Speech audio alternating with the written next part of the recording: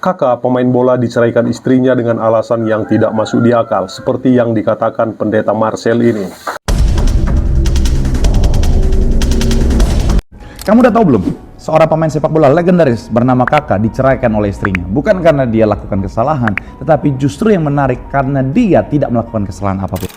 Coba kita lihat satu statement dari istrinya. Caroline Selico bilang begini, "Kakak tidak pernah mengkhianatiku, dia selalu memperlakukanku dengan baik, dia memberiku keluarga yang luar biasa, tapi aku tidak bahagia. Ada sesuatu yang hilang. Masalahnya dia terlalu sempurna untukku."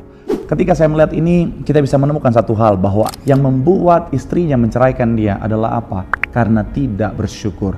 Karena mau sebaik apapun pasangan kita, suami kita atau istri kita, tapi kalau kita tidak mensyukurinya, maka akan selalu ada yang kurang. Dalam pandangan Kristen, bersyukur adalah inti dari iman dan kehidupan sehari-hari. Ketika kita tidak bersyukur atas berkat Tuhan, kita mengabaikan anugerah yang telah diberikan oleh Tuhan. Hal ini bisa menciptakan ketidakpuasan dan ketidakbahagiaan dalam hati kita, yang pada gilirannya mempengaruhi hubungan kita dengan orang lain, termasuk pasangan hidup kita. Nah, istri Kakak menceraikan suaminya karena dia tidak bersyukur adalah contoh nyata bagaimana sikap tidak bersyukur bisa merusak satu hubungan. Tanpa rasa syukur, kita cenderung fokus pada apa yang kita tidak miliki daripada menghargai apa yang sudah ada. Nah, istri yang tidak bersyukur mungkin tidak melihat kebaikan dan usaha suaminya, membuat suaminya merasa tidak dihargai dan tidak dicintai. Nah, tanpa rasa syukur, kita seringkali terjebak dalam pemikiran yang negatif dan selalu merasa kurang. Alih-alih menghargai berkat yang sudah kita terima, kita justru fokus pada hal-hal yang belum kita miliki.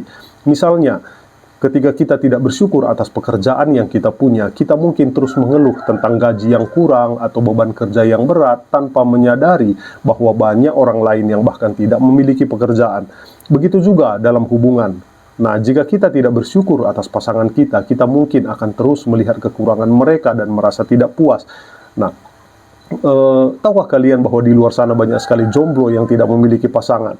Nah, kita harus bersyukur atas pasangan yang kita miliki, apapun itu ya. Ini bisa menyebabkan ketegangan dan konflik karena pasangan kita merasa tidak dihargai dan dicintai. Nah, perasaan tidak puas ini bisa merusak satu hubungan karena kita terus-menerus mencari sesuatu yang lebih atau yang kita anggap lebih baik tanpa menghargai apa yang sudah ada dan kita miliki. Nah, dalam pandangan Kristen, bersyukur membantu kita untuk fokus pada berkat Tuhan dan mengakui kebaikannya dalam hidup kita. Dengan bersyukur, kita belajar untuk melihat sisi positif dari setiap situasi, menghargai setiap momen, dan merasa lebih puas dengan apa yang kita miliki. Bukan hanya memperbaiki hubungan kita dengan Tuhan, tetapi juga dengan orang-orang yang ada di sekitar kita. Dalam Alkitab kita diajarkan untuk selalu bersyukur dalam segala hal. Nah, itu ada tertulis dalam 1 Tesalonika 5 ayat 18. Bersyukur bukan hanya tentang mengucap terima kasih, tetapi juga mengakui dan menghargai segala berkat besar maupun kecil. Dengan bersyukur kita membuka hati kita untuk kasih dan damai Tuhan, memperkuat iman kita dan membangun hubungan yang lebih baik dan lebih harmonis.